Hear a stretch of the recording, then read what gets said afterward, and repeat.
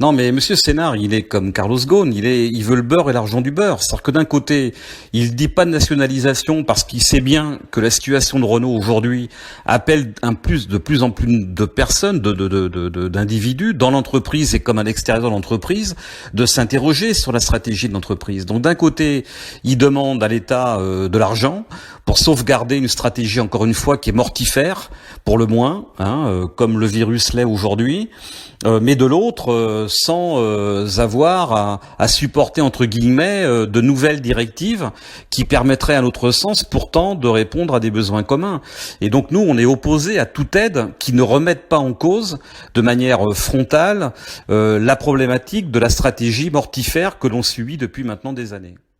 Il faut avoir en mémoire quand même que lorsque Sarkozy avait en 2009 concédé à plus de 6,5 milliards d'euros aux constructeurs, auxquels il faudra ajouter la prime à la casse, auquel il faudra ajouter plus d'1 milliard qui avait été aussi consenti pour le prêt d'achat de voitures neuves, malheureusement très vite les engagements des constructeurs n'ont pas été suivis, puisque si je prends que Renault a perdu plus de 6000 emplois directs seulement au sein du groupe Renault en France entre 2013 et 2019, fin 2019. Et si on regarde l'industrie, la filière automobile française, les dégâts sont encore beaucoup plus conséquents.